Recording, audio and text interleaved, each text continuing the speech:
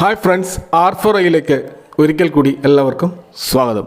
April 2 നടന്ന US Trump അഡ്മിനിസ്ട്രേഷന്റെ tariff ബോംബിങ്ങിന് ശേഷം ഒരു ദിവസം പോലും ട്രംപ് റിലേറ്റഡ് വാർത്തകളുടെ പ്രത്യാഘാതങ്ങൾ, അത് പോസിറ്റീവായാലും ശരി നെഗറ്റീവായാലും ശരി, അനുഭവിക്കാതെ US മാർക്കറ്റ് കടന്നുപോയിട്ടില്ല. ഇപ്പോൾ കഴിഞ്ഞ ദിവസം US ഫെഡ് ചെയറായിട്ടുള്ള ജെറോം പവലിനെ ആ സ്ഥാനത്ത് നിന്ന് പുറത്താക്കുമെന്ന് പറഞ്ഞതിൻ്റെ പേരിൽ US മാർക്കറ്റ് പാനിക്കാവുകയും ഇൻഡെക്സ് ഏകദേശം 2% താഴോട്ട് വന്നത് നമ്മൾ കണ്ടതാണ്. എന്നാൽ നെക്സ്റ്റ് ഡേ ഇന്നലെ ആ പ്രസ്താവനയിൽ നിന്നും ട്രംപ് പുറകോട്ട് പോയിരിക്കുകയാണ്.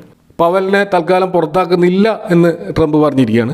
കൂടാതെ ചൈനയ്ക്കെതിരെ ഏർപ്പെടുത്തിയിട്ടുള്ള താരിഫ് അത് അത്രത്തോളം കൂടുതലാവില്ലെന്നും അത് താഴോട്ടേക്ക് വരുമെന്നും അദ്ദേഹം പറഞ്ഞിരിക്കുകയാണ്. അപ്പോൾ അതിനെ സപ്പോർട്ട് ചെയ്തുകൊണ്ട് ട്രഷറി സെക്രട്ടറി ആയിട്ടുള്ള സ്കോട്ട് ബെസന്റ് പറഞ്ഞൊരു കാര്യം ശ്രദ്ധേയമാണ്. അദ്ദേഹം പറഞ്ഞത് ചൈനയുമായിട്ടുള്ള ഈ ഒരു താരിഫിൽ അമേരിക്ക തീർച്ചയായിട്ടും ഒരു സെറ്റിൽമെൻറ്റിൽ എത്തുമെന്നുള്ള, ഇപ്പോഴുള്ള ഈ 200 മുകളിലൊക്കെയുള്ള താരിഫ് തീർച്ചയായും താഴോട്ടേക്ക് വരുമെന്നും ഇത്രത്തോളം താരിഫ് ഉണ്ടാവുകയില്ലെന്നും ഉറപ്പാണ് നമുക്കിപ്പോൾ കിട്ടിയിരിക്കുന്നത്. അപ്പോൾ ഇതിൻ്റെ അടിസ്ഥാനത്തിലാണ് US മാർക്കറ്റിൽ ഇന്നലെ 2.5% ഒരു റീബൗണ്ട് നടക്കുകയും അതിന് തൊട്ട് മുമ്പത്തെ ദിവസം ഉണ്ടായിട്ടുള്ള നഷ്ടങ്ങൾ മൊത്തത്തിൽ US മാർക്കറ്റിൽ നികത്തപ്പെട്ടതായിട്ട് നമുക്ക് കാണാൻ കഴിയും.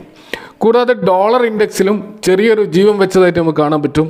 കാരണം 99 നിന്നും താഴോട്ടേക്ക് പോയ ഏകദേശം 98.92 വരെ പോയ ഡോളർ ഇൻഡെക്സ് ഇപ്പോൾ തിരിച്ച് 99 മുകളിലേക്ക് വന്നതായിട്ടും ഇന്നലെ തന്നെ 99.6 വരെ ഡോളർ ഇൻഡെക്സ് ഉയർന്നതായിട്ട് നമുക്ക് കാണാൻ കഴിയും. അപ്പോൾ മൊത്തത്തിൽ ആ ഒരു വേൾഡ് മാർക്കറ്റ് ക്യൂസ് ഒക്കെ കുറച്ച് പോസിറ്റീവായി വന്നതിൻ്റെ ഒരു ദിവസമാണിന്ന്.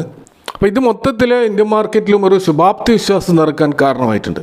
അപ്പോൾ നിലവിൽ നോക്കുമ്പോൾ US ഫ്യൂച്ചേഴ്സ് എല്ലാം ഇപ്പോൾ നല്ല രീതിയിൽ പോസിറ്റീവിലാണ് നിൽക്കുന്നത്. അപ്പോൾ US സ്റ്റോക്കുകളിലൊരു റാലി തീർച്ചയായിട്ടും ഉണ്ടാകുമെന്നാണ് ഇത് സൂചിപ്പിക്കുന്നത്. അപ്പോൾ ഇതിൻ്റെ ഒരു മൾട്ടിപ്ലൈ എഫക്റ്റ് ഓൾറെഡി മുന്നേറിക്കൊണ്ടിരിക്കുന്ന ഇന്ത്യൻ മാർക്കറ്റിൽ ഉണ്ടായതായിട്ട് ഇന്ന് നമുക്ക് കാണാൻ കഴിയും. 190 ഒരു ഗ്യാപ്പ് അപ്പ് ഓപ്പണിംഗ് ആണ് ഇന്ന് നിഫ്റ്റിയിൽ ഉണ്ടായത്. പിന്നീട് അതിൻ്റെ ഹൈ 24,359 വരെ പോയതായിട്ട് നമുക്ക് കാണാൻ കഴിയും. അപ്പോൾ ഒടുവിൽ എന്നാൽ ചില അപ്പ് ആൻഡ് ഡൗൺസ് ഇൻട്രാഡേയിൽ ഉണ്ടായിരുന്നെങ്കിലും ഒടുവിൽ ക്ലോസ് ചെയ്തിരിക്കുന്നത് 24,252 ഏകദേശം 115 പോയിന്റിൻ്റെ നല്ലൊരു റാലിയാണ് ഇന്ന് യഥാർത്ഥത്തിൽ നിഫ്റ്റിയിൽ നടന്നത്. നമ്മുടെ മാർക്കറ്റിന് മുന്നോട്ട് കൊണ്ടുപോകുന്നത് ഫോറിൻ ഇൻവെസ്റ്റേഴ്സിൻ്റെ ബൈങ് ആണെന്ന് നമുക്ക് കാണാൻ കഴിയും. ഇന്നും നമുക്ക് കാണാൻ കഴിയുന്നത് 3,332 കോടിയുടെ ശക്തമായ ബൈങ് ആണ് FIIs നടത്തിയിരിക്കുന്നത്. അപ്പോൾ കഴിഞ്ഞ ലാസ്റ്റ് 6 ട്രേഡിംഗ് സെഷനിൽ ഇപ്പോൾ തുടർച്ചയായിട്ട് FIIs നെറ്റ് ബയേഴ്സ് ആയിട്ടാണ് നമുക്ക് കാണാൻ കഴിയുന്നത്. അപ്പോൾ ഈ FIIസിൻ്റെ ബൈങ് കാര്യമായിട്ട് ഇന്ന് IT സ്റ്റോക്കുകളിലായിരിക്കും നടന്നിട്ടുണ്ട് നമുക്ക് മനസ്സിലാക്കാൻ കഴിയും. കാരണം IT സ്റ്റോക്കിൽ 4% മുകളിലുള്ള ഒരു റാലിയാണ് നടന്നത്. അപ്പോൾ ഈ ചൈന US ട്രേഡ് വാർ പ്രതീക്ഷ അത്ര ഭീകരമാകില്ലെന്ന കൃത്യമായ സൂചന ഇന്നലെ ട്രംപ് നൽകിയത്. അതുകൊണ്ട് തന്നെ പവൽ ഏറ്റവും അധികം കൺസേൺ ആയിട്ടുള്ളത് ഈ ഒരു ഇൻഫ്ലേഷൻ്റെ ഭയമായിരുന്നു. അപ്പോൾ അതവിടെ ഇല്ലാതായിരിക്കുകയാണ്. അപ്പോൾ അതുകൊണ്ട് തന്നെ ഇനി പവലും ട്രംപും തമ്മിലുള്ള അസ്വാരസ്യങ്ങൾ ഇല്ലാതാവുകയും റേറ്റ് കട്ടിനുള്ള സാഹചര്യങ്ങൾ അമേരിക്കയിൽ ഒരുങ്ങുകയും ചെയ്തതായിട്ട് നമുക്ക് കാണാൻ കഴിയും. അപ്പോൾ സ്വാഭാവികമായിട്ടും അത്തരത്തിലുള്ള റേറ്റ് കട്ട് വരികയാണെങ്കിൽ IT സ്റ്റോക്കുകളിൽ തീർച്ചയായിട്ടും അത് വലിയൊരു ജീവൻ നൽകുമെന്നുള്ള ഒരു സ്പെക്കുലേഷൻ തീർച്ചയായിട്ടും ഉണ്ട്. അപ്പോൾ IT സ്റ്റോക്കുകൾ സ്റ്റെബിലൈസ് ചെയ്യാൻ അത് സഹായിക്കും. കൂടാതെ IT സ്പെൻഡിങ് അമേരിക്കയിൽ വർദ്ധിക്കും. തീർച്ചയായിട്ടും അതിൻ്റെ ഒരു എഫക്റ്റ് നമ്മുടെ ഇന്ത്യൻ IT കമ്പനികൾക്ക് ഉണ്ടാകും എന്ന ഒരു സ്പെക്കുലേഷൻ്റെ ഭാഗമായിട്ടാണ് ഇന്ന് IT സ്റ്റോക്കുകളിൽ റാലി നടന്നത്. അപ്പോൾ US ടെക് സ്റ്റോക്കുകളൊക്കെ ഈ ഒരു റാലി ഉണ്ടായിട്ടുണ്ട്. അതിൻ്റെ അടിസ്ഥാനത്തിൽ തീർച്ചയായിട്ടും ഫോറിൻ ഇൻവെസ്റ്റേഴ്സ് ശക്തമായിട്ട് ITയിൽ ബൈങ് നടത്തിയിട്ടുണ്ടാവും. അപ്പോൾ ഇന്ന് IT സ്റ്റോക്കുകളുടെ ഈ റാലിയെ നയിച്ചത് പ്രധാനമായിട്ടും HCL ടെക്നോളജീസ് ആണ്. ഇന്നലെ ആയിരുന്നു HCL ടെക്നോളജിയുടെ റിസൾട്ട് വന്നത്. അപ്പോൾ ഇന്ത്യയിലെ 4 ലാർജസ്റ്റ് IT കമ്പനികളിൽ ഒന്നായിട്ടുള്ള HCL ടെക്കിൻ്റെ റിസൾട്ടിനേക്കാൾ ഉപരി അവരുടെ ഫ്യൂച്ചർ ഗൈഡൻസ് എങ്ങനെയായിരിക്കുമെന്ന ആകാംക്ഷയായിരുന്നു മാർക്കറ്റിൽ ഉണ്ടായിരുന്നത്. അപ്പോൾ നിലവിലുള്ള മറ്റ് 3 IT ജയൻറ്റുകളും TCS, ഇൻഫോസിസ്, വിപ്രോ അവരുടെയൊക്കെ ഗൈഡൻസ് അത്ര പ്രോമിസിംഗ് ആയിരുന്നില്ല. HCL ടെക്കിൻ്റെ റിസൾട്ട് കാണുന്നത് ഇയർ ഓൺ ഇയറിൽ 6% വർധനവും ഇയർ ഓൺ ഇയർ പ്രോഫിറ്റിൽ 8% വർധനവുമാണ്. ക്വാർട്ടർ ഓൺ ക്വാർട്ടർ സെയിൽസിൽ നേരിയ വർധനം ഉണ്ടായിട്ടുണ്ട്. പ്രോഫിറ്റിൽ ഒരു ഡിപ്പാണ് ഉണ്ടായിട്ടുള്ളത്. പക്ഷേ ഇവർ കൊടുത്തിട്ടുള്ള ഗൈഡൻസ് തീർച്ചയായിട്ടും ബ്രോക്കറേജ് ഹൗസുകൾ ഈ സ്റ്റോക്കിൽ ബുള്ളിഷ് ആവാൻ കാരണമായിട്ടുണ്ട്. അപ്പോൾ താരിഫ് റിലേറ്റഡ് ആയിട്ടുള്ള ഇഷ്യൂസിന് വളരെ കുറഞ്ഞ എഫക്റ്റ് മാത്രം ഉണ്ടാക്കാൻ പോകുന്ന ഒരു സ്റ്റോക്കാണ് HCL ടെക് എന്നാണ് പല ബ്രോക്കറേജ് ഹൗസുകളും പറയുന്നത്. അപ്പോൾ അതിൻ്റെ അടിസ്ഥാനത്തിൽ നമുക്കാണെങ്കിൽ JP Morgan HCL ടെക്കിന് ഒരു റേറ്റിംഗ് അപ്ഗ്രേഡ് ചെയ്തുകൊണ്ട് ഓവർ വെയിറ്റ് എന്നുള്ള പൊസിഷൻ കൊടുത്തിരിക്കുകയാണ്. അപ്പോൾ കമ്പനിയുടെ ക്വാർട്ടർലി ഏർണിങ്സ് അത് എസ്റ്റിമേറ്റിനോട് യോജിച്ച രീതിയിൽ വന്നു എന്നാണ് JP Morgan പറയുന്നത്. അതുപോലെ തന്നെ 2026 ഗൈഡൻസ് അത് തീർച്ചയായിട്ടും ഇൻട്രസ്റ്റിംഗ് ആണ് എന്നാണ് JP Morgan പറഞ്ഞത്. അവർ HCL ടെക്കിൻ്റെ ടാർഗറ്റ് 1750 എന്ന ടാർഗറ്റാണ് കൊടുത്തിരിക്കുന്നത്. അതുപോലെ നൊമൂറ എന്ന് പറയുന്ന ബ്രോക്കറേജ് ഏജൻസി ഇതിനൊരു ബൈ കോളാണ് കൊടുത്തിരിക്കുന്നത്. അവരുടെ ടാർഗറ്റ് പ്രൈസ് ഏകദേശം 1670 പക്ഷേ നുമൂറ ഈ സ്റ്റോക്കിൻ്റെ ടാർഗറ്റ് പ്രൈസ് അവർ കുറച്ചിട്ടുണ്ട്. 1840 എന്നതിൽ 1670 താഴ്ത്തിയിട്ടുണ്ട്. കാരണം അവർ പറയുന്നത് താരിഫ് റിലേറ്റഡ് ആയിട്ടുള്ള ഇഷ്യൂസ് ചെറിയ തോതിലെങ്കിലും IT സ്റ്റോക്കുകളിലെയും ബാധിക്കും എന്നതാണ് ഇത്തരത്തിലുള്ള ഒരു ടാർഗറ്റ് കുറയ്ക്കാനുള്ള കാരണമായിട്ട് അവർ പറയുന്നത്. അതുപോലെ തന്നെ ജെഫ്രീസ് ഇതിൻ്റെ ടാർഗറ്റ് കുറച്ചിട്ടുണ്ട്. ഏർണിങ്സ് റിപ്പോർട്ട് ചെയ്തത് അതിൻ്റെ ക്വാർട്ടർ എസ്റ്റിമേഷനോട് അടുപ്പിച്ച് തന്നെയാണെങ്കിലും ഭാവിയിൽ വരാൻ പോകുന്ന ഡീൽസിൻ്റെ കാര്യത്തിൽ സ്ട്രോങ് അല്ല എന്ന രീതിയിലാണ് അവർ പറഞ്ഞിട്ടുള്ളത്. അതിൻ്റെ അടിസ്ഥാനത്തിലാണ് അവരതിനെ ഒരു ഹോൾഡ് റേറ്റിംഗിലാണ് വെച്ചിരിക്കുന്നത്. അപ്പോൾ ഇങ്ങനെ മിക്സഡ് ആയിട്ടുള്ള ഒരു അനലിസ്റ്റ് റേറ്റിംഗ് ആണ് HCLന് കിട്ടിയതെങ്കിലും ഏകദേശം 7% ഒരു റാലി സ്റ്റോക്കിൽ നടന്നതായിട്ട് നമുക്ക് കാണാൻ കഴിയും. മറ്റൊരു പ്രധാനപ്പെട്ട സ്റ്റോക്ക് ഇന്ന് നമ്മൾ ലൈംലൈറ്റിൽ കാണുന്നത് വാരി എനർജീസാണ്. നമുക്കറിയാം വാരി എനർജീസിൻ്റെയും പ്രീമിയർ എനർജീസിൻ്റെയും ഷെയർ പ്രൈസിൽ വലിയൊരു മുന്നേറ്റം ഉണ്ടായതായിട്ട് കാണാൻ പറ്റും. കഴിഞ്ഞ 5 ദിവസത്തെ ട്രേഡിംഗ് സെഷനിൽ 14% മുന്നേറ്റം പ്രീമിയർ എനർജിയിലും വാരി എനർജീസിൽ 33% വമ്പിച്ച ഗ്രോത്ത് നമുക്ക് കാണാൻ കഴിയും. അപ്പോൾ ഇതിന് കാരണമായിട്ടുള്ളത് അമേരിക്കയിൽ സൗത്ത് ഈസ്റ്റ് ഏഷ്യൻ കൺട്രിയിൽ നിന്ന് വരുന്ന സോളാർ ഇമ്പോർട്ടിന് 3521% വരെയുള്ള ആൻറ്റി ഡംപിംഗ് ഡ്യൂട്ടി ഏർപ്പെടുത്താൻ ട്രംപ് അഡ്മിനിസ്ട്രേഷൻ തീരുമാനിച്ചതാണ് ഈ ഇന്ത്യൻ സ്റ്റോക്കുകൾക്ക് നല്ലൊരു അവസരം ഇപ്പോൾ ഒരുക്കിയിരിക്കുന്നത്.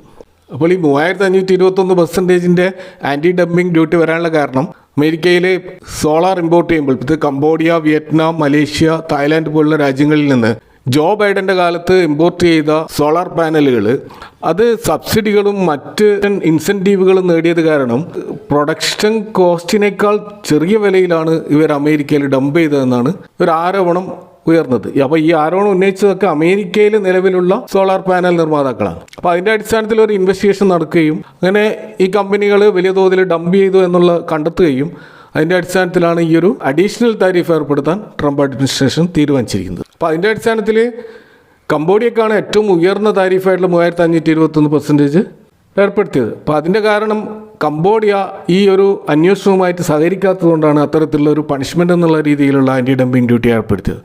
അതേപോലെ വിയറ്റ്നാമിന് 395%, തായ്ലാൻഡിന് 375%, അതുപോലെ മലേഷ്യക്ക് 34%, ഈ ഒരു സോളാർ ഇമ്പോർട്ടിൻ്റെ ആൻറ്റി ഡംപിംഗ് ഡ്യൂട്ടി ഏർപ്പെടുത്തിയത്. അപ്പോൾ അതുകൊണ്ട് തന്നെ ഈ രാജ്യങ്ങളിൽ നിന്നുള്ള ഇമ്പോർട്ടിന് തീർച്ചയായും അമേരിക്കയിൽ വരാൻ സാധ്യത കുറവാണ്. അതുകൊണ്ട് തന്നെ ഇന്ത്യൻ സോളാർ എക്സ്പോർട്ട് കമ്പനികൾക്ക് ഇത് നല്ലൊരു അവസരം ഒരുക്കിയിരിക്കുകയാണ്. അപ്പോൾ ഇന്ത്യക്ക് റെസിപ്രോക്കൽ താരിഫിൻ്റെ ഇനത്തിൽ 26% മാത്രമാണ് നിലവിൽ ഡ്യൂട്ടി ഉള്ളൂ. അപ്പോൾ അതുകൊണ്ട് തന്നെ ആൻറ്റി ഡംപിംഗ് ഡ്യൂട്ടി ഇല്ലാത്തതുകൊണ്ട് ഇന്ത്യൻ സോളാർ ഇമ്പോർട്ടിന് വമ്പൻ ഡിമാൻഡ് അമേരിക്കയിൽ ഉണ്ടാകുമെന്നാണ് കണക്കൂട്ടപ്പെടുന്നത്. അതിൻ്റെ അടിസ്ഥാനത്തിലാണ് നമുക്കിന്ന് ഈ ഒരു വാരി എനർജിയിലും പ്രീമിയർ എനർജിയിലും ഒരു അപ്സൈഡ് മൂവ് കാണാൻ കഴിഞ്ഞത്. പക്ഷേ ഇവിടെ നമ്മൾ ശ്രദ്ധിക്കേണ്ട കാര്യം ഇതിലൊരു റിസ്ക് ഫാക്ടർ ഉണ്ട്. കാരണം ട്രംപ് അഡ്മിനിസ്ട്രേഷൻ്റെ ഒരു പ്രത്യേകത അവർ ഈ ക്ലീൻ ആൻഡ് ഗ്രീൻ എനർജിയോട് വലിയ താല്പര്യമില്ലാത്തവരാണ്. പഴയ ഫോസിൽ ഫ്യൂവൽ തന്നെയാണ് നല്ലത് എന്ന് വാദിക്കുന്നതാണ് ട്രംപിൻ്റെ ഒരു പോളിസി. അപ്പോൾ അതുകൊണ്ട് തന്നെ ഇതിലെപ്പോഴും റിസ്ക് ഫാക്ടർ ഉണ്ട്. പക്ഷേ വാരി എനർജിയിൽ നമ്മൾ ഇന്ന് കാണുന്നത് അതിശക്തമായൊരു റിസൾട്ടാണ് അവർ പ്രസിദ്ധീകരിച്ചിരിക്കുന്നത്. കാരണം ഇയർ ഓൺ ഇയർ സെയിൽസിൽ 36% വർധനവും ഇയർ ഓൺ ഇയർ പ്രോഫിറ്റിൽ 130% വർധനവും കാണാൻ കഴിയും. ക്വാർട്ടറിലും 15% വർധനവും പ്രോഫിറ്റിൽ 27% വർധനമൊക്കെ നമുക്ക് കാണും. ഇപ്പോൾ നല്ലൊരു റിസൾട്ടാണ് വാരി എനർജി. അതാണ് ഈ വാരി എനർജിയിൽ 30% ഒരു അപ്സൈഡ് മൂവാണ് കഴിഞ്ഞ 5 ദിവസത്തിൽ ഉണ്ടായതായിട്ട് നമുക്ക് കാണുന്നത്. മറ്റൊരു ഷെയർ ഇന്ന് പരാമർശിക്കാൻ കഴിയുന്നത് AU സ്മോൾ ഫിനാൻസ് ബാങ്കാണ്. ഇത് കഴിഞ്ഞ 5 ദിവസങ്ങളിൽ 15% മുന്നോട്ട് പോയ ഒരു സ്റ്റോക്കാണ്. അപ്പോൾ ഇവരുടെ ഫോർത്ത് ക്വാർട്ടർ റിസൾട്ട് വളരെ ഇൻട്രസ്റ്റിംഗ് ആയിരുന്നു. ഇയർ ഓൺ ഇയർ സെയിൽസിൽ 50% വർധനവും പ്രോഫിറ്റിൽ 16% വർധനവും കാണാം. അതുപോലെ ക്വാർട്ടർ സെയിൽസിൽ 3% വർധനവും ഉണ്ടായതായിട്ട് നമുക്ക് കാണാൻ കഴിയും. നല്ല റിസൾട്ട് ആണെങ്കിലും ഇവിടെ അനലിസ്റ്റുകളുടെ കമൻട്രി വളരെ മിക്സ്ഡ് ആയിട്ടാണ് ഈ സ്റ്റോക്കിൽ നമുക്ക് കാണാൻ കഴിയുക. ഇപ്പോൾ മോർഗൻ സ്റ്റാൻലിയൊക്കെ ഇതിന് ഓവർ വെയിറ്റ് കൊടുത്തിട്ട് 750 എന്ന ടാർഗറ്റൊക്കെ വെച്ചിട്ടുണ്ടെങ്കിലും സിറ്റി പോലെയുള്ള ബ്രോക്കറേജ് ഏജൻസികൾ ഇതിൻ്റെ റേറ്റിംഗ് കുറക്കുകയാണ് ചെയ്തിട്ടുള്ളത്. അതുപോലെ മോർഗൻ സ്റ്റാൻലി ഇതിനൊരു ഓവർ വെയിറ്റ് റേറ്റിംഗ് കൊടുത്തതായിട്ട് കാണാം. അതുപോലെ നൊവാമയും ഇതിൻ്റെ ക്രെഡിറ്റ് കോസ്റ്റ് അത് എസ്റ്റിമേറ്റിനെ ബീറ്റ് ചെയ്തിട്ടില്ല എന്നാണ് പറയുന്നത്. അപ്പോൾ ഇവിടെ നമുക്ക് 31ഓളം അനലിസ്റ്റുകളിൽ ഏകദേശം 20ഓളം പേര് ഇതിനൊരു ബൈ റേറ്റിംഗ് കൊടുത്തായിട്ട് കാണാം. എന്നാൽ 5ഓളം അനലിസ്റ്റുകൾ ഹോൾഡ് എന്നുള്ള പൊസിഷനാണ് കൊടുത്തുള്ളത്. അതുപോലെ 6ഓളം പേര് ഇതിനൊരു സെൽ റേറ്റിംഗ് ആണ് കൊടുത്തുള്ളത്. നമ്മൾ ഈ സ്റ്റോക്കിൻ്റെ ഒരു വാല്യുവേഷൻ നോക്കുകയാണെങ്കിൽ 3 ഇയേഴ്സിൻ്റെ ഇതിൻ്റെ മീഡിയൻ PE 30 നിലവിൽ ഇത് ട്രേഡ് ചെയ്യുന്ന PE എന്ന് പറഞ്ഞാൽ 23.6, ഇൻഡസ്ട്രി PE 11.9. അപ്പോൾ മീഡിയം PEയേക്കാൾ താഴെ ഇത് PE വന്നിട്ടുണ്ടെങ്കിലും ഇൻഡസ്ട്രി PEയേക്കാൾ വളരെ ഉയരത്തിലാണ് സ്റ്റോക്കിൻ്റെ PE ഇപ്പോൾ ഉള്ളത്. കൂടാതെ പ്രൈസ് ടു ബുക്ക് വാല്യൂ 2.91 ആണ്. 3-ൽ താഴെയാണ്. അതൊരു റീസണബിൾ ആയിട്ടുള്ള പ്രൈസ് ടു ബുക്ക് വാല്യൂ ആണ്. അപ്പോൾ അതുകൊണ്ട് തന്നെ വാല്യുവേഷൻ വൈസ് ഇത് ഒരു ഫെയർലി പൊസിഷനിലാണ് ഇപ്പോൾ ഉള്ളത്. എങ്കിലും ഇതൊരു വാച്ച് ലിസ്റ്റിൽ ആഡ് ചെയ്തുകൊണ്ട് നിരീക്ഷിക്കേണ്ട ഒരു സ്റ്റോക്കായിട്ടാണ് നമുക്ക് കാണാൻ കഴിയുന്നത്. ഏതായാലും ഇന്നത്തെ മാർക്കിനെ കുറിച്ചും ഇവിടെ പരാമർശിച്ച സ്റ്റോക്കുകളെ കുറിച്ചുള്ള നിങ്ങളുടെ കമൻറ്റുകളും അഭിപ്രായങ്ങളും അറിയിക്കുക. ഇവിടെ പരാമർശിച്ച സ്റ്റോക്കുകൾ ഒരിക്കലും ഭയങ്കര റെക്കമെൻഡേഷൻ അല്ല. Do your own research. Thanks for watching. See you next time with another video.